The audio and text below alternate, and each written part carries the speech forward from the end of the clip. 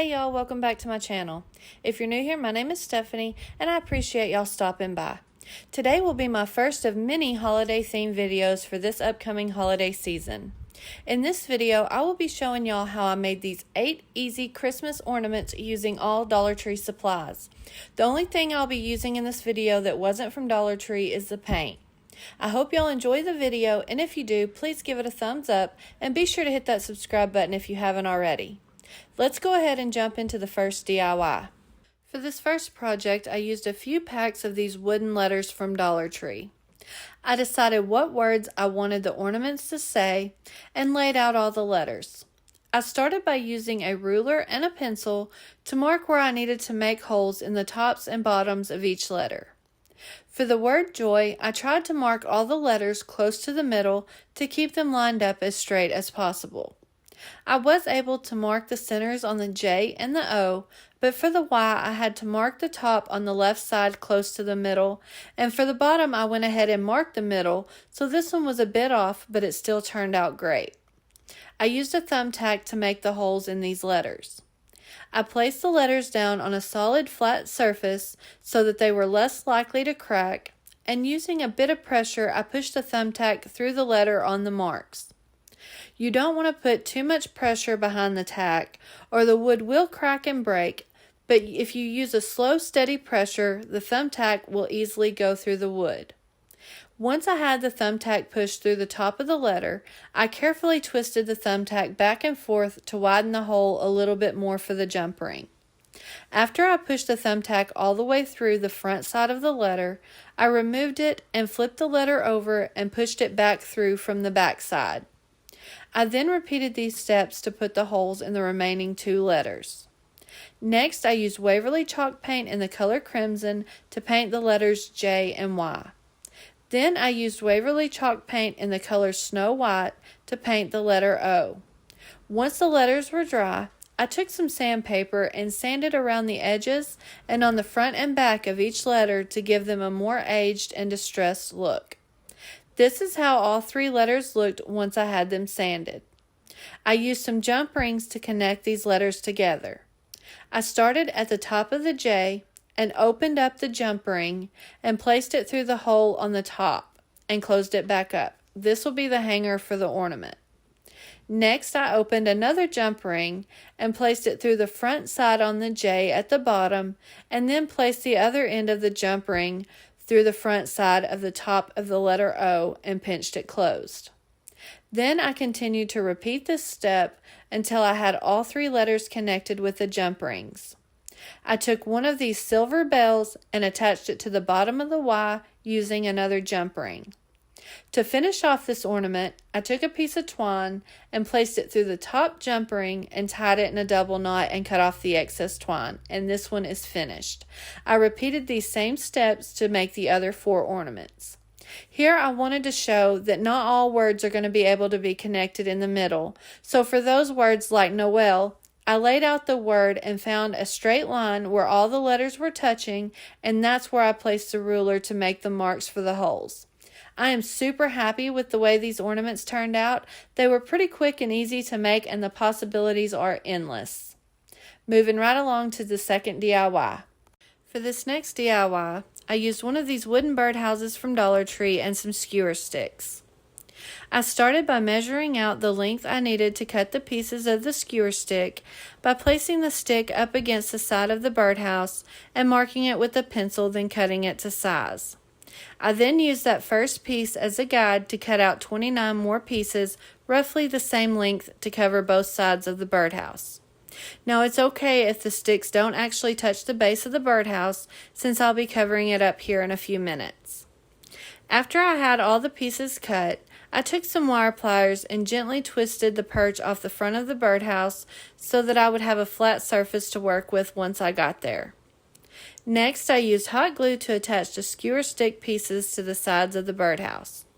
I started at one corner and continued to apply a line of hot glue, then place a stick on top of it until the entire side was covered. It took 15 pieces of skewer stick to cover one side.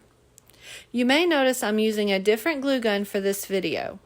Hippo sent me one of their cordless mini hot glue guns to review, and y'all, I'm absolutely in love with this glue gun. I love that it's rechargeable, and I'm able to use it cordless for about an hour or so before I have to charge it back up. It heats up and is ready to use in about 90 seconds, and it comes with a handy magnetic base so that it stands up on its own without those annoying little kickstands. I will leave a link in the description box below if you'd like to check it out.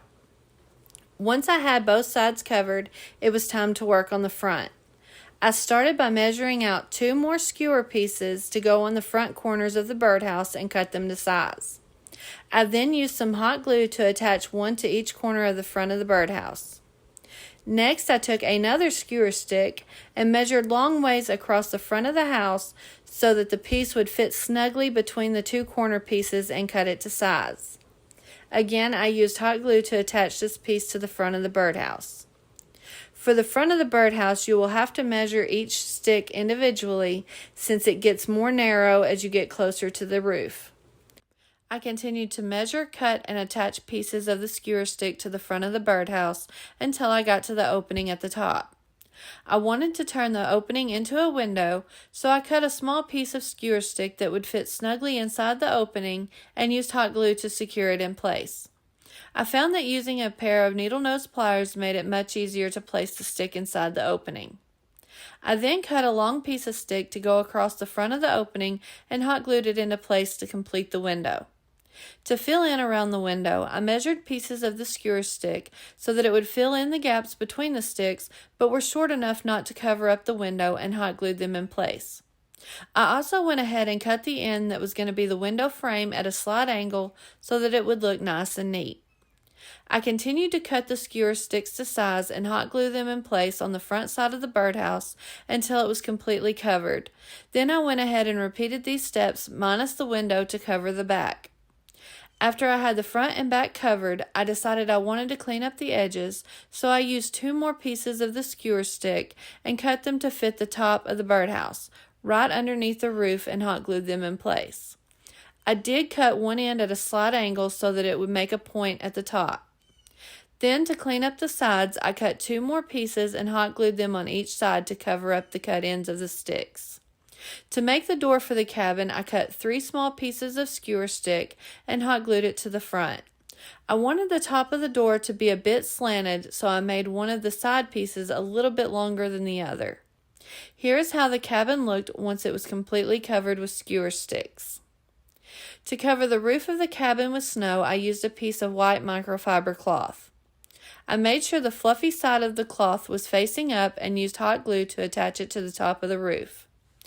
Once I had the cloth glued down on the top of the roof, I went ahead and went around the edges of the roof with a thin line of hot glue and folded the cloth over the edge for a nice finished look.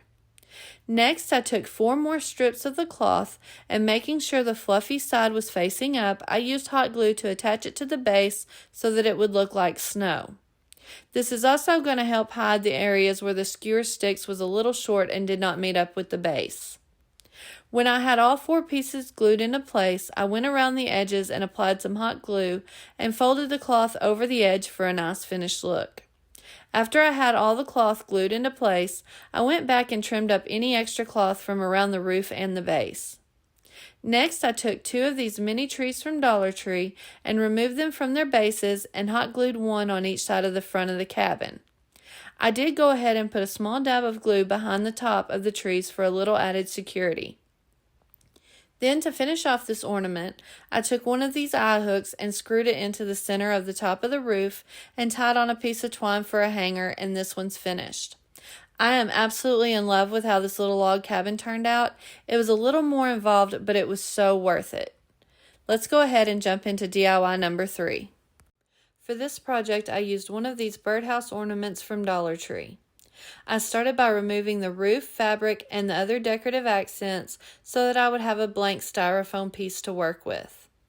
Next, I took a skewer stick and measured it against the styrofoam piece so that I could mark it and cut it to size. I then used that piece as a guide to cut out several more pieces to go all the way around the styrofoam piece. After I had all the pieces cut, I removed the cardboard base and used hot glue to attach the sticks all the way around the styrofoam. This time I covered up the opening. Here is how it looked once it was completely covered with the skewer sticks.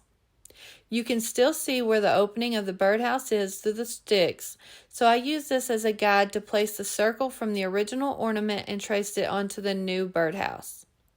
This doesn't have to be a perfect circle since the outside edges will be covered. Once I had the circle traced onto the sticks, I took some Waverly chalk paint in the color ink and painted the inside of the circle to mimic the opening of a birdhouse.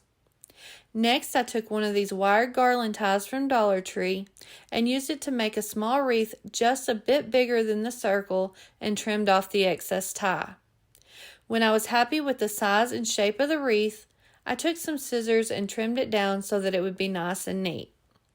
Then, to give the wreath a snowy effect, I took some Snow White Waverly chalk paint and a coarse paintbrush and painted the front side of the wreath until I was happy with the way it looked. After the paint was dry, I used some hot glue to attach the wreath around the opening of the birdhouse. I used part of a white microfiber cloth, fluffy side facing up, to cover the cardboard base, using hot glue to secure it in place. Once I had the cloth glued into place, I took some scissors and trimmed off the excess cloth. I then used more of the microfiber cloth to cover the bottom side of the base. To get a seamless look between the two pieces of cloth, I went around the edges and used a little bit of hot glue to pinch the two pieces together. After I had the entire base covered with the cloth, I took some scissors and trimmed up around the edges to make it look nice and neat. Next, I used a generous amount of hot glue to attach the birdhouse back onto the base. For the roof, I started by removing all the floral embellishments. Then I took another piece of the microfiber cloth and cut a small hole in the middle so that I could still use the original hanger, and placed it on top of the roof and used hot glue to close up the hole around the hanger. Once I had the hole in the top closed, I worked in sections using hot glue to attach the cloth to the top of the roof. After I had the top of the roof covered, I flipped it upside down and applied some hot glue on the edge of the roof that will be hanging over the birdhouse and folded the cloth over to cover it up. I then trimmed off all excess cloth. When the roof was finished, I used a generous amount of hot glue just inside the inside edges of the roof and set it back on top of the birdhouse. Then, to finish this one, I took two pieces from the tips of this fern and used hot glue to attach them to the top of the roof. I then took two of the red berries that I had removed from the roof earlier and hot glued them to the roof on top of the fern pieces. Next, I took this white seed pod from a pack of decorative filler from Dollar Tree and hot glued it directly in the center of the two berries, and this one's done. This little birdhouse is just too cute. It turned out so much better than I'd imagined. Today's video is part of the Dollar Tree Ornaments Challenge that I participated in, along with Ellie from DIY from House to Home and Brandy from the DIY Struggle. Both of these ladies are extremely talented and never cease to amaze me with all their gorgeous DIY projects they create. If y'all haven't checked out their channels, I highly recommend doing so. Y'all won't be disappointed. I'll leave a link to their channels as well as a link to their Dollar Tree Ornament Challenge videos in the description box below, so be sure to check them out once you finish with my video. On to DIY number 4. For this project, I used one of these 3D craft kits from Dollar Tree. I only used the house and the tree piece for this one. I used apple barrel paint in the color Christmas green to paint the first two trees. I then used apple barrel paint in the color Kelly green to paint the last tree. Next, I used Waverly chalk paint in the color truffle to paint the trunks of all 3 trees. Then I used Waverly chalk paint in the color Snow White to paint the ground to look like snow. I used Waverly chalk paint in the color crimson to paint the house and chimney. Next, I used Waverly chalk paint in the color Snow White to paint the rooftop of the house. I used some white puffy paint to add some snow to the tips and branches of all 3 of the trees and allowed it to dry completely. To add the snow to the ground around the trees, I used a piece of microfiber cloth with the fluffy side up and used hot glue to attach it to the ground area around the trees. I also went ahead and applied some hot glue around the edges and folded the cloth over so that it would take the shape of the ground. Then I used some more of the cloth to add snow to the roof of the house, again using hot glue to secure it in place and wrapping it around the edges. I also made sure to add a little dab of hot glue on the ends and pinch them together for a nice finished look. I trimmed off any excess cloth and cleaned up around the edges. To put this ornament together, I painted a tumbling tower block with the snow white paint and used hot glue to attach it to the bottom back side of the house. Then I used hot glue to attach the other side of the block to the bottom of the trees. Here is how it looks once it's put together. To finish off this quick little project, I took some twine and hot glued it to the back of the middle tree. I am really happy with the way this one turned out. I think I'm going to have to make a couple more. Okay, on to DIY number 5. For this project, I used one of these wooden snowflake ornaments from Dollar Tree. I started by using Waverly chalk paint in the color Snow White to paint the entire snowflake. I also used some of these wooden beads from Dollar Tree. I used 6 of the small beads and left them raw wood. I also used 2 of the medium-sized beads and 3 of the largest beads and painted them with 1 coat of Waverly chalk paint in the color crimson. Once the paint was dry, I used an embroidery needle to thread both ends of a piece of twine through the snowflake. I then took the ends of the twine and fed them back through the loop to secure it to the top of the snowflake. With the snowflake secured, I put the twine back through the embroidery needle and placed the beads onto the twine in the pattern of small, large, small, medium, and continued to repeat that pattern until I had all 11 beads on the twine. Then, to finish off this quick and easy project, I tied a knot at the top of the twine to create the hanger, and this one's done. How cute is this little snowflake ornament? I absolutely love it. On to DIY number 6. For this next project, I used one of these large wooden sled ornaments from Dollar Tree. I started by using Waverly chalk paint in the color Snow White and giving the entire sled 1 coat. Next, I used some of this fern and 2 of these small berries, also from Dollar Tree. I used hot glue to attach 2 of the fern leaves to the top of the sled. I did go ahead and hot glue the tips of the fern down to the sled so that it would lay nice and flat. I then placed 2 of these cone-like pieces from the fern pick on top of the fern leaves using hot glue to secure them in place.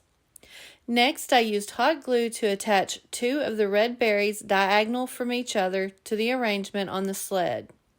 Then, to finish off this project, I hot glued a small pine cone and a seed pod from the decorative vase filler I showed earlier from Dollar Tree.